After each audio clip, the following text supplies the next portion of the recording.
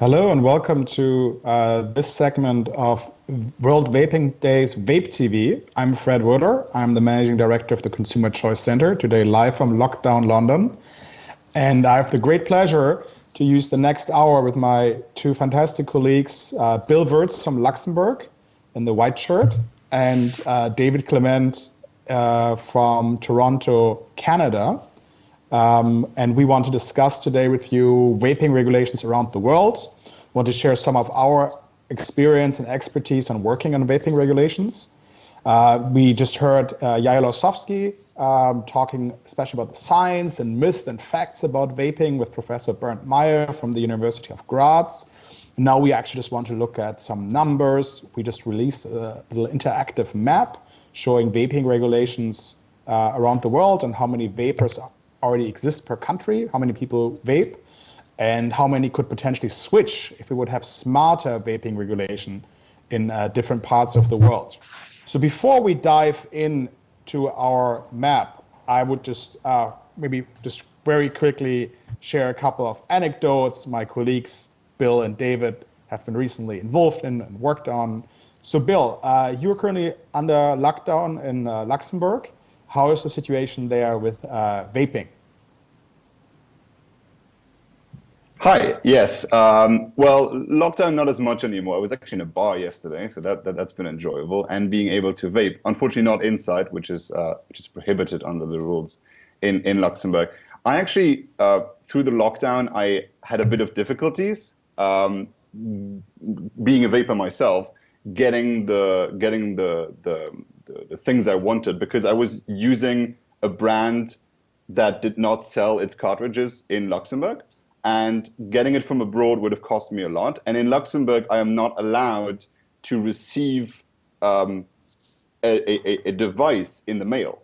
So I was not able to get a new device in the mail. I could get the liquids, I could not get the device. So it's been a bit frustrating for me as well. And I'm happy that you helped me out there, Fred. In Luxembourg, I think the general problem, as is with any other policymakers, is that with a lack of information about the product, to them it's like, well, it produces smoke, cigarettes, right? So from there stems this continuous problem of an avalanche of rules and regulations, which just doesn't allow people to make their own choices. So this is as true in Luxembourg as it is in other countries. Yeah, of course, sending care packages from one vaping country to another vapor in another country is a duty because vapors unite, right? But David, you have some probably concerning and at the same time exciting news from British Columbia and West Canada. You just got some news, I believe, yesterday. Do you want to share what's going on there and how you might impact better vaping regulations in Canada's most western province? Yeah, so in BC, which is home to Vancouver, the province passed an additional 20% tax on vape devices, cartridges, basically anything that falls under vaping. So the device itself, any liquids, and this is actually applied to both nicotine vaping and cannabis vaping. So it's applied to vaping as a broad category. Obviously, that from our perspective, that seems quite silly to make reduced risk products more expensive. That seems to actually run in the opposite direction of what you would expect in terms of public health. But I did get notice yesterday that I will be appearing to testify before the province's finance committee in just a few weeks to talk about why the province should repeal its 20% vape tax. So very excited to be able to make the arguments for harm reduction there. Very excited to be able to explain why it doesn't make sense to inflate the costs of reduced risk products, and hopefully we can move the needle a little bit in terms of what the government is willing to give up on and maybe change moving forward. If I can jump in, Fred, on this. Absolutely. I would say that I think it's fascinating. It's also good the way that David describes it. It's like increasing taxes on harm-reducing products. In the European Union, we had the same debate about a year and a half ago. The Commission took the decision to reduce excise taxes on alcohol and specifically beer by saying beer with less than 3.5% in alcohol will get favorable treatment. And the argument there was that this is a harm reduction tool. So not having people, like prioritize liquor and so on, and using products that have less alcohol content. So there the logic seemed to apply, that we use tax policy to endorse harm-reducing products. But then when it comes to vaping now, we just found out that vaping will actually be considered tobacco if, according to the Commission, this is the Council asking the Commission to include vaping in the excise taxes for tobacco, which would considerably increase the price of vaping across the European Union and its associated states. So this would be a step back, of course, for vapers and of course for public health policies. Yes. So how about we just show a bit what we have done to visualize the opportunities of better tobacco harm reduction policies and smarter policies around the world. And then we can maybe do a little trip around the world. While we're not really able to fly right now, we can use an interactive map to just go from some interesting countries, like the good, the bad, and the ugly, across the world in terms of vaping regulation. Shall we do this? Let's do it. So I'm sharing my screen right now. Let's see if that works.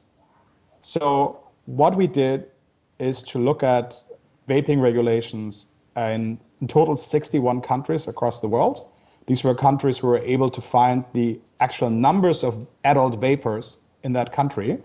The business intelligence provider e-cigarette intelligence was so kind to provide us with data they were able to collect over the last couple of years. And we were, again, able to look at 61 countries across the world, how many vapers are in these countries, and just look at the differences in terms of how many smokers are there, how many vapers are there, and what policy implications we could draw from this. So what we could see is the most developed countries in terms of the highest share of vapers on adult population. Not surprising, the United Kingdom has more than 5% of adult population vaping. Denmark has also more than 5%, and New Zealand has over 5%. So these were the three top countries we could really identify, having like a fairly developed tobacco harm reduction culture. We looked at vaping alone, so it does not include snus, for instance, because then some other Nordic countries would also have really high numbers. As you know, Iceland, Norway, Sweden have a very developed snus culture, also because Sweden is the only country in the European Union which allows it. But we focused in this exercise on vaping solely, mainly because of the data available to us. So we could see these three countries were leading in the world, and then you have countries like Brazil, where vaping is illegal, like South Africa, like India, where less than 1% or close to no one vapes. I mean, some people are still able to vape because they're able to somehow import products, but it's close to zero. And actually looking at that, we were able to assess how many smokers could switch to vaping if we would have better policies.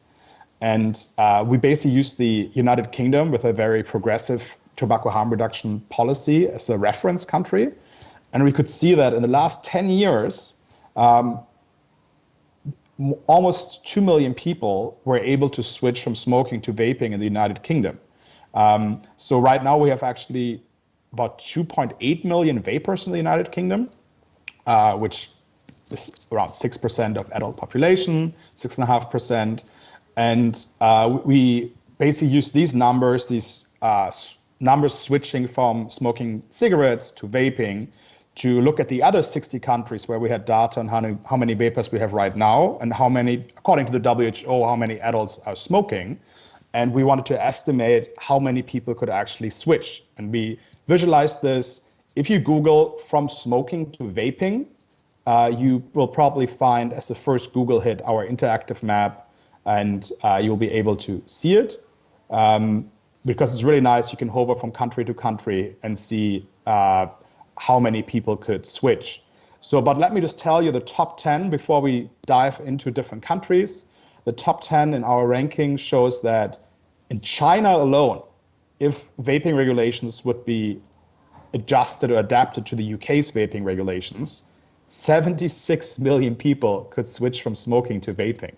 That's 76 million. I mean, that's more than the population of France, who could just in China alone switch to vaping. We also looked at India. India has a comparable population to China, but they have in general lower smoking rates. So nearly 30 million people in India could switch from smoking to vaping just by changing regulations. Indonesia, the largest Muslim country in the world, 15 million people could switch. And there's almost 8 million smokers that could switch to vaping in Russia. United States, 6 million. Bangladesh, 6 million. Brazil also would be a huge win for public health in Brazil to legalize vaping because 5.5 million Brazilians could switch from smoking to vaping. And Japan, Philippines, and Germany are coming close with like 4 to 5 million people who could switch. And these are huge numbers. Just at the 60 countries that we looked at, we saw that over 200 million people could switch from smoking to vaping. And that's just looking at 60 countries and not all 200-something countries we have in the world. So this is probably not used to many of our followers of today's VapeTV, but it really shows what opportunity we're missing because we have bad vaping regulation in many parts of the world. Starting with the UK, where I live, I see buses, the red double-decker buses driving through London, having huge advertisements for new electronic cigarettes and harm reduction products on it. So consumers can be really informed and consumers know about the safer alternatives. And even Public Health England endorses vaping as one way of quit smoking. And on their website, they even say vaping is 95% less harmful, at least 95% less harmful than smoking traditional cigarettes. So while this is like the standard in a country like the United Kingdom, we see many different other regulatory challenges and vaping sometimes being even treated worse than traditional smoking. And I'm not saying we should condemn or ban smoking.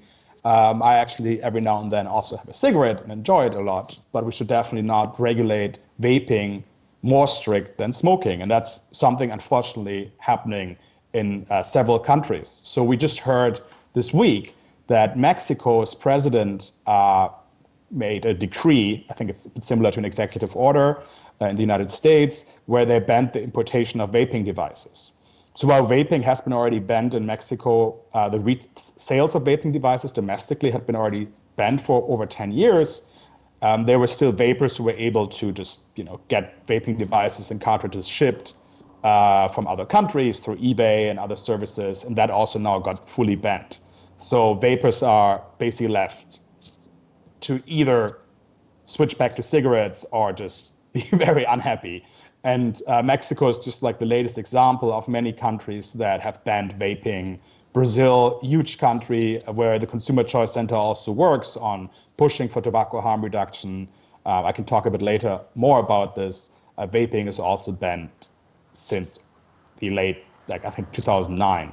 And this is somehow concerning given that the evidence is there that vaping is better. But I would be curious, David, what is currently the situation in Canada? I've been hearing mixed signals. Sometimes people say Canada is a good role model for tobacco harm reduction. And then people tell me, oh God, no, it's not at all. I know you've been working on municipal, provincial, and federal level on these regulations. So tell us a bit, what's the situation in Canada? Yeah, so Canada is quite decentralized in terms of its decision making. So a lot of policies in regards to vaping fall on the provincial governments and their ministers of health. in terms of how Canada does overall, I would say it's really a mixed bag because some provinces are actually quite aggressive in their regulatory approach. So they ban all advertising, they ban visibility in the storefronts unless it's a specialty store. Some have additional taxes. There are all sorts of regulatory hurdles that are added in that make harm reduction products less accessible. And the big takeaway that I have when talking to legislators in Canada is, first off, getting them to acknowledge that harm reduction is a worthwhile principle to embrace. So many legislators are ignorant about the differences between actually smoking cigarettes and using vaping products. They don't know that there's a difference, and so they want to regulate vaping like smoking. As soon as you have that information, and as soon as legislators have that information, then it becomes quite clear that some of these policies are actually counterproductive to public health, because most of these legislators and politicians are very much concerned about public health, and they do all of these things under the banner of public health. Well, under that banner, it does not make sense to regulate vaping as strictly as cigarettes. And I'll just use a couple examples from Canada that I've talked about that really highlight this. So one is, should vaping products be able to be displayed or visible in the stores where they're purchased? So most vaping products are bought actually in convenience stores, which is where people buy cigarettes. And the mindset of many legislators is that, well, no, we have to regulate them the same. Cigarettes are not seen. They're behind a wall, so they cannot be seen. Therefore, we have to do the same for vaping. And I've argued, both personally and officially with legislators, that actually we should allow for vaping products to be visible, because you have to inform adult smokers that there is an alternative option. They have to see at their point of sale where they traditionally buy cigarettes that there are other alternatives that exist, and use that as a means to encourage that knowledge sharing and information so that they can make that choice if they want to use vaping as a cessation method for cigarettes. And so making that argument, the same goes for a lot of the other policies that are put in place, whether it's, okay, well, we need to tax vaping products at the same rate as cigarettes. Well, if we want people to switch away, which is often the goal of public health officials, well, that makes no sense at all. You want to create a tax system that does not encourage people to continue to do what they're doing, but encourages them to be able to make the choice to embrace harm reduction and make that pivot to products that are 95% less risky. And so at every step, it's important first to identify that people making this switch is positive. Allowing for them to make that choice is positive. And then two, explaining why each regulation that almost always tries to treat vaping like smoking is misguided and actually makes it harder for adult consumers to be able to make that switch. And so in terms of Canada, it's a very mixed bag. Like I said, some provinces have taxes and have banned flavors and display bans and all of those things. Some provinces have not. The federal government has been okay in regards to how it treats vaping. Not great, but not terrible. One negative was that actually in the COVID-19 pandemic, several provinces closed vape shops. So specialty vape shops that only sold vaping products were closed and not allowed to be open. And so that's obviously a huge negative. Convenience stores were still able to sell some of the products, but obviously they don't have everything. And so, yeah, Canada has been 50-50 depending on the province and depending on the issue in their approach. Well, thank you, David. And we could see on our map, which also now got shared in the chat window by VapeTV World Vape Day, you can find the link And when you hover on the third map, you will see, when clicking on that link, you will see that nearly 500,000 Canadians could still switch from smoking to vaping if across all provinces, provinces would adopt the UK's approach to public health. And now I see where actually the map is being shared, so you could hover over Canada and see, or your country you're interested in. If it's Brazil, and we heard that the numbers maybe of Brazil are even underreported, the smoking numbers. So if the real actual numbers would be used, the number of Brazilians who could switch would be even higher. So that is an interesting tool maybe for your activities as a vaping activist in your country. Feel free to use the numbers, reach out to regulators and politicians and show them the huge potential for public health in your country. And I mean, big heat map on there, you can see the red countries like India, China, Brazil, Mexico still has to be updated, South Africa, where vaping is being treated worse than smoking. And it's, it makes it really hard to bring like better public health policy outcomes to consumers. And this is just very sad. And that's why we're celebrating World Vape Day today, to make this better. Probably, Bill, I've seen that the European Union, or maybe let's start with this. My home country, Germany, just announced this week that they want to ban outdoor advertisement for cigarettes. Germany has been, for the last couple of years, one of the last countries in the European Union and one of the few countries in, let's say, the Western world, which still allowed outdoor advertisement for cigarettes. And also in movie cinemas, you can still see the Marlboro Man riding through the prairies. But that also allowed vaping companies or vaping products to be promoted. And now this new ban, which will most likely get passed after years of debates, will also include bans for the promotion of electronic cigarettes or heated tobacco and smokeless tobacco, however. Like, all these things would be included. And what do you think, what would be like the impact on consumers not being able to see advertisement? So there's a range of things that you can list. And the question is also going to be, what is the specific policy? So for instance, I went to a German city just this week, and I saw this giant billboard, and it was not far from a vape shop, and it said, vaping is 95% less harmful than conventional cigarettes. Now, will this still be allowed to be displayed in the future in Germany? It's hard to say, but we've seen it in some other countries. There's this perverse reality where the government agency says, yes, these are the scientific facts, but then vape shops and other advertisers are not even allowed to talk about it, even though it is correct. So there's this dichotomy there. And I think one thing that we need to discuss, and it's very important to know, is that the effect of many of these restrictions, including advertising restrictions, is that there's a social effect to them of how people view vaping.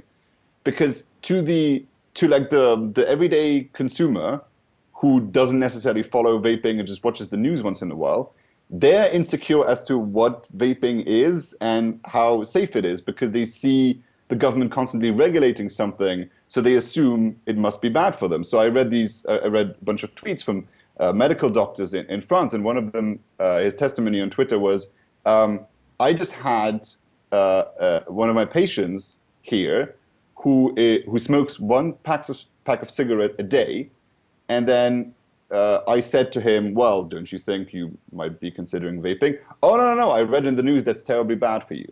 So here's somebody who is actually who might be willing to switch to a safer product out of his or her own choice, but then is prevented by that by a false impression. And I think this is the wide array of things. Now, another example of these regulations, and where you see it becomes a bit petty. I mean, many of these regulations just become a bit petty. If you could look at France. So France decided a few years ago that the maximum amount of the largest container for nicotine containing liquids can be 10 milligrams. So that took all of the big ones out of the market. So what happened in reality is that some of the vape shops said, hey, we sell you 20 milligram containers, and you just buy the two the two small ones from us, and you just refill it in the shop. And just like it just adds, like I mean, this is the shops get around it, but in reality, it gives people just another excuse because they say, oh, I mean, it's a bit complicated, and there's all these rules, and I need to respect this and respect that, and ultimately, I'm not even allowed to use my vape in any additional place because it's also banned in offices and so on. So it's just it like the situation, like the reality of like any ban, including advertising bans, that gives people excuses not to switch to a less harmful product. And I think that is devastating. And that's why it's important that we talk about it from the perspective of lives saved. Because out of their own free choices, consumers like to seek an alternative. And this is how we save lives. And I think that's really essential to make that clear to policymakers across the board. Yeah, I just want to add in here, I think that a lot of this comes from a misunderstanding of the importance of branding or advertising. And when we're talking about branding or advertising, we're not talking about like vape ads in children's comic books or alongside a children's program. We're talking about relatively modest forms of advertising that adults can see, obviously targeted to adult smokers. But most legislators who pass these very strict regulations don't see advertising as a means to share knowledge and information. They view it as this, like the almost like a wolf in sheep, where the wolf is going to use advertising to try to sneak up on the unsuspecting consumer. That's just so far from the truth. And what you actually find is when the less information and knowledge sharing that you have, the more ignorant and misinformed consumers are. And Bill brings up the example of the person who was presented with the prospect of making that switch, but had a knee-jerk reaction against it because his perception was, oh, well, that's really, really bad for you. And so what happens is by having this attitude that that advertising or branding is somehow sneaking up on an unsuspecting consumer, you actually create the problem that they're worried about in the first place, which is an ignorant consumer who doesn't have enough information to make educated choices. And it's pretty clear when we see from examples like the United Kingdom, when we allow for consumers to make those educated choices, they often make that switch to reduced risk products. They can use vaping as a means to stop smoking cigarettes altogether, and then in many instances stop vaping altogether and be nicotine free. There are millions of people who do that as well. And so it's really important for legislators to understand that information is important for consumers to make educated decisions, and modest forms of advertising and branding are part of that. Thank you, David. So we're halfway through our panel on VapeTV on World Vape Day. Please use the hashtag World Vape Day on social media, promoting World Vape Day, creating awareness, and raise your voice as a vapor. Thank you for the World Vapers Alliance for hosting us. There's also a quiz on Instagram and Twitter. Just go to Vapers_Alliance on either of the two social media channels and participate in the quiz. You can win great prizes. Please also feel very free to type in questions here in the chat on YouTube. So if you have any questions to us about different countries and regulation, would be delighted to try to answer your questions. Before maybe going to the current EU regulations, I also just wanted to share one anecdote. About a year and a half ago, I had friends over for dinner, and he is a surgeon. He's a medical doctor, and at some point, after the main course, he asked if he could step on my balcony to smoke a cigarette. And his wife was not excited about him smoking a cigarette. And I asked him, so why don't you just use e-cigarettes? Because obviously your wife doesn't like the smell of normal cigarettes. And he told me they are dangerous. I think smoking is much less harmful than e-cigarettes. And this is a medical doctor. And I mean, he's an intellectual, curious person, so I explained to him the science behind vaping and actually gave him one of my e-cigarettes to try. And he was immediately hooked. But that just concerned me. Even in the United Kingdom, there's so much misinformation, even among medical doctors, medical professionals, who just do not know what the science behind vaping is and behind tobacco harm reduction. And that shows how important it is that we inform consumers and society more about the benefits of these innovative technologies and give consumers the choice to either switch to vaping, stop smoking at all, using vaping to facilitate that, or if they're conscious and want to keep smoking, that's also fine. But people should have the choice to less harmful alternatives, and many countries do not allow this. This week, the European Union just announced that they are looking into including liquids and heated tobacco in the Tobacco Excise Directive. That's the EU regulation or regulatory framework that handles how to tax tobacco across the European Union. It's usually like minimum tax rates. Maybe Bill can tell us a bit more about this. But basically what they want to do is to tax liquids and heated tobacco exactly the same way as cigarettes. Bill, what would be the potential consequences of this? And I understand that right now governments are looking for money because they're currently spending a lot of money because of COVID. And we're probably going to be in a long recession, and they're trying to tax everything they can find. But what would be the consequences of taxing vaping the same way as taxing cigarettes? I mean, ultimately, this, of course, depends on what some of the producers are able to do in terms of their margins. But, I mean, it seems clear-cut that both the expected result and the intention behind the measure is that the price goes up. I mean, obviously, it creates revenue for government, but of course, the price is going to go up. And if you tax something, you get less of it. I think this has been clear across the board. And what it also does, it doesn't allow member states leeway to pursue a more harm-reducing strategy. So it could be that Germany says, "Hey, we want to be the European example for harm reduction, and therefore we're going to slash excise on all of these products." Well, then the European Union minimum would prevent them from doing that. And we've seen this actually in other examples as well when it comes to excise tax, that countries can be reprimanded by the European Commission for having excise that is too low. And so this is a problem because then you don't get comparative advantages. So you cannot share best practices between member states if all member states are bound by a common minimum. At least the consensus should be that the diversity within the European Union should allow countries to pursue different policies. And I think this is what we've seen with the UK being able to, especially now, being able to diverge from certain rules, is that we get comparison between comparable populations, right?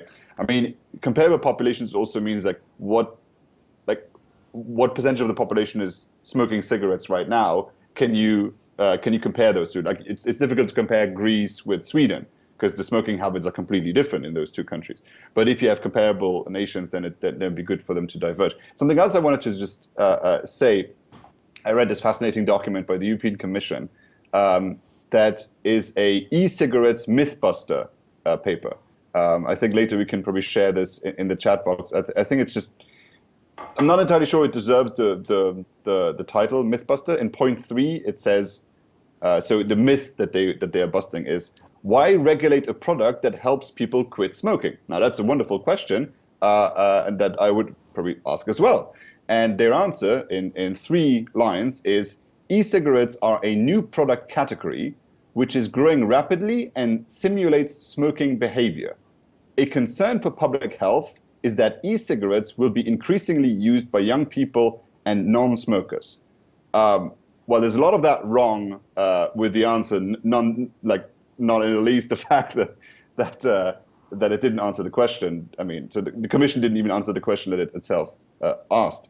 But the problem with this perspective is that it comes back to the marketing question, right? So every ad that can potentially be seen by somebody who is not supposed to consume the product should not be allowed.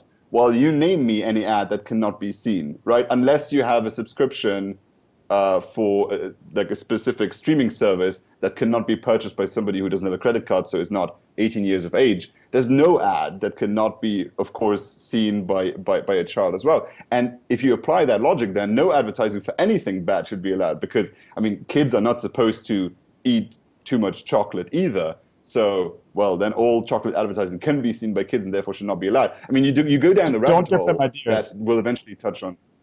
I'm sorry? Don't give them ideas. Yeah, well, yes. Yeah. I mean, some of them already have brought up these ideas. So I think this is also interesting for vapers to understand. When you have these type of conversations with non-smokers, non-vapers, who might have strong opinions about these things because they have been maybe misinformed, maybe they have just generally a bad impression for innovative products, is that make it clear to them that, first of all, there is already good science on this, and there's government agencies that have communicated very positively about vaping, but also that the general problem with regulating something out of existence is that eventually it will touch on them as well. Lifestyle regulations spread quite a bit, and so eventually they too, the people who criticize vaping, will also be affected by it because something they like will fall under regulation. So it's a general good conversation tool to have. Yeah, that's a slippery slope. That argument is often being used, and we can unfortunately see this in the last couple of years since we've been working on lifestyle freedom and tobacco harm reduction, that the claims are getting wider and wider, what should be banned. I just saw, now this brings us a bit to the World Health Organization, I saw just this week that the World Health Organization said it's a problem that there's still almost half of the countries in the world allowing advertisement of infant formula, because women should breastfeed and infant formula should not be advertised, which is also a massive intrusion into a woman's decision whether she wants and whether she can breastfeed. I mean, it has medical but also personal. There are like many reasons why you cannot or you don't want to breastfeed. And then not being able to get product information through advertisement. That's what David also referred to. It's like consumer information. It's companies paying for consumer information, which is a very good way of helping consumers to choose the right product. And, you know, they started with cigarettes, but now we're at something like infant formula, which it shows that this intrusion in our personal consumption decisions are getting bigger and bigger. And the World Health Organization plays, unfortunately, a role in there where I sometimes ask myself, why are they even involved? Professor Meyer said that WHO has some really important functions, and that's probably fighting Ebola, fighting COVID-19, all these things, but they keep themselves busy with personal decisions and sometimes even being against science. And that's like what you see in the field of vaping, that they're just not with the science. Yael Osofsky, who was hosting the previous panel, him and I were in India with a couple of other activists 4 years ago at the Framework Conventions Tobacco Controls Council of Parties conference. It's like every other year they host a big conference where they discuss how to globally regulate tobacco use. And it has also usually a very anti-harm reduction rhetoric, because for them, nicotine is just the enemy, and they just don't even look at the science. Maybe before we talk a bit about the World Health Organization, just a couple of comments from viewers here on VapeTV on World Vape Day. So there is a discussion who's actually behind vape bans. Some people say it could be existing tobacco companies. Others see the pharmaceutical industry behind it. But then there's also a wide consensus that it's just governments either being ignorant, who are not interested in the science, or also just governments who are interested in tax revenues. Because in some countries, for instance, Sultan writes in his country, the government has a tobacco monopoly, but they don't sell e-cigarettes, so they're not interested in selling or allowing a product that would compete with their monopoly. That's an interesting aspect. And then Vapor Aqui says in Brazil, actually the traditional industry, tobacco industry, is in favor of legalizing vaping. So there's quite a debate about this. We have viewers from North Carolina, we have viewers from Bangladesh, we have viewers from New Mexico, from Brazil, from Europe. So it's great to see that. Feel free to type in the chat where you're from watching and ask questions, comments. We're happy to pick these up. And it's crazy to see what what an uphill battle we have as friends of vaping, as vapers. I want myself. And I mean, I don't want to promote any specific products. Indonesia and South Africa also say hello to countries fighting for better tobacco harm reduction policies.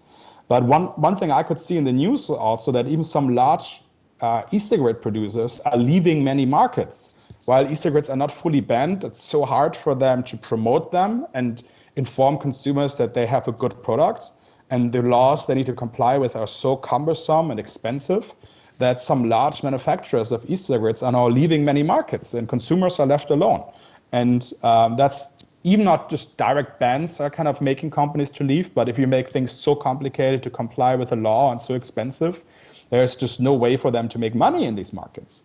And if the EU follows through and increases the taxes, the excise taxes on liquids, more companies will probably leave, because I'm not behind the economics of this, but I would assume producing a cartridge with a nicotine liquid might be a bit more expensive than just producing cigarettes. And if you tax it the same way, probably these new technologies would actually get crowded out, because consumers, of course, are also price sensitive. And it's hard to incentivize the consumer to switch something less harmful if it's more expensive. David, don't you think it's crazy that their governments want to make something more expensive and than a product that is more harmful? Because if we have more people switching to vaping, probably the public health costs in countries where the government actually pays for healthcare will go down over the decades. So isn't it like a good investment for countries to make vaping more accessible? Well, that's been my argument for quite a while. So if we're talking about consumers who do not have much knowledge about tobacco harm reduction or vaping, and they are faced with products that are taxed at the same rate, what signal does that send to the consumer? It sends the signal that those two products are of comparable harm. So it's a huge disservice to tax those two products at the same rate when we know one is exponentially less risky and dangerous than the other. And so by taxing two products at the same rate, we actually do public health a great disservice, because it falsely signals to consumers that the two products are comparable in terms of their risk and harm. I argue that there are arguments against sin taxes of all sorts, whether it's cannabis in countries like Canada, tobacco, alcohol, etc. I think that there is a limit to their utility. But if we are going to live in a world with sin taxes, you have to tax based on the assumed risk and harm. And you have to have a tax regime that is respective of that. One, for public health, because having people be able to make that switch is obviously a net positive for society, especially for countries with public healthcare systems where the government and taxation is paying for healthcare. And two, for consumers' sake, in terms of sending that appropriate signal of where risk is. And now we're also talking about, in many jurisdictions, it's prohibited to explain to consumers or to brand your products or to advertise the reduced risk nature of the product. And so you can't say that it's 95% less harmful and it's taxed at the same rate. That just creates widespread misinformation in regards to the effectiveness of vaping. And you see it in real time when people have the right information and they have appropriate access, the impact that this can change, the impact that it can have on their lives. I mean, I have a family member who had smoked probably for most of their adult life, had used vaping as a means of shifting away from smoking cigarettes, and then actually was able to wean off vaping altogether and now does not smoke or vape. And so it was a real, just a huge benefit for that family member. But that's only possible if consumers have access, if they have information, and if the product is not priced out of the market or too expensive. That's interesting. So, Bill, go ahead. Yeah, and we also need to talk about how regressive it is. I mean, if you continuously increase the price for vaping, it means that vaping is a product for the for the people who can afford it, and you have a certain amount of the population that is taxed out of the market. So it's also just as relevant for consumers. And I would also add is that, I mean, if you ban it, obviously, but even if you tax it to a large rate, you create a black market. And we have seen what black market in vaping means when we had these lung-related illnesses, which then were falsely linked to vaping.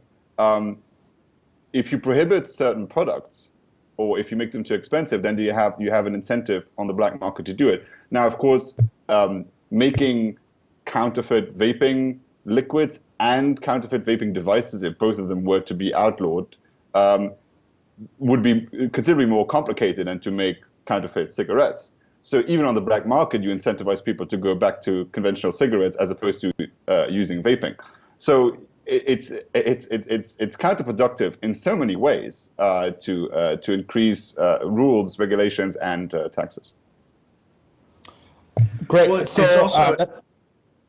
I was just going to say, it's also important to note here, worldwide, there's a growing consensus that the war on drugs, or the prohibition of anything, largely doesn't work and has a whole range of really negative unintended consequences. Prohibition didn't work for alcohol. It's not going to work for vaping. And the negatives of that is you have unregulated, unsafe products that try and meet consumer demand through the black market, and that is where we see instances where people are getting sick. And so it's important for us to stress that the futility of prohibition can also be applied to countries who ban vaping. It doesn't mean that people aren't going to consume nicotine. It either just means that they're going to continue to smoke, or it means that they're going to obtain these devices and cartridges and liquids illegally, often through unsafe ways. Sometimes they can get it from countries that have legal products, but in many instances they may not.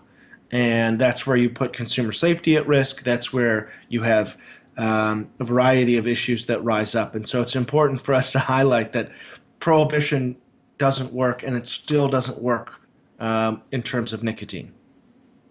Yeah, and David, actually, Vapor Aqui from Brazil says Brazil is a great example of the black market, probably a great negative example of the black market. And Vinicius, also from Brazil, so a big Brazilian viewership here, says some cigarette brands want to enter the vaping market. Question to you guys: do you believe that the world trend will be the use of vape making cigarette smoking old-fashioned, like a K7 tape? Maybe I'm too young to know what a K7 tape is, but let's say comparing a DVD to streaming.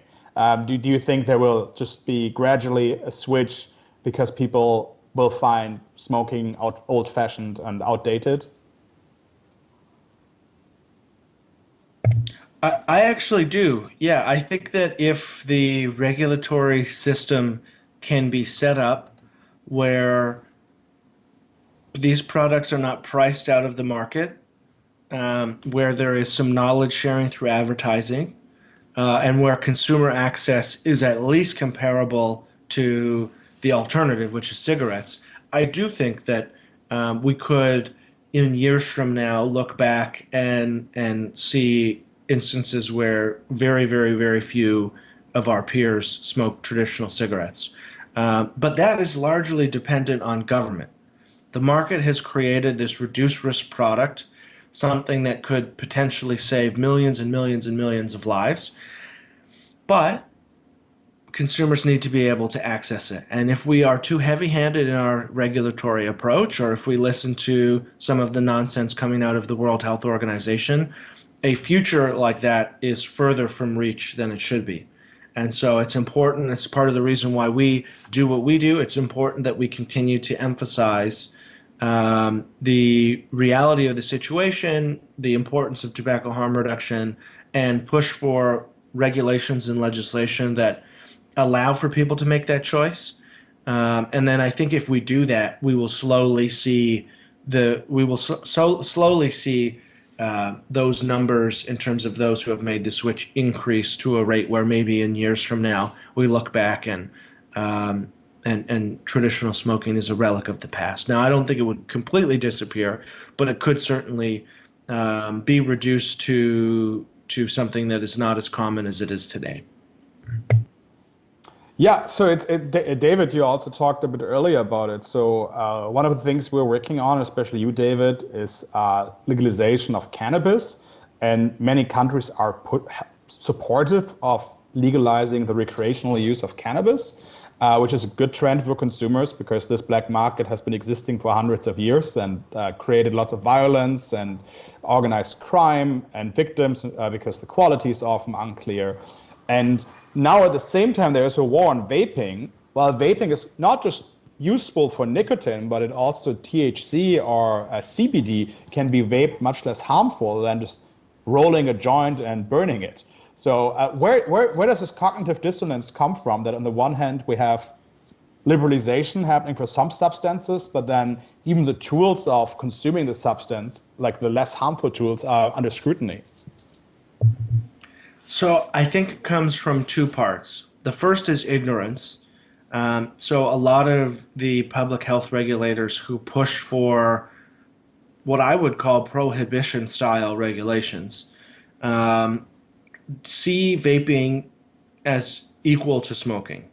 And when they do that, they identify that they need to continue to push forward with more restrictions and more regulations and make it harder for adults to access. So that's the first part. I think the second aspect of where some of the cognitive dissonance comes from is the fact that there is a inability to, there's just a general, there's a lot of misinformation in terms of what the difference between actually smoking something that has combustion, whether it's cannabis or tobacco, versus vaping, whether it's dried or liquid, and what the differences between the two are.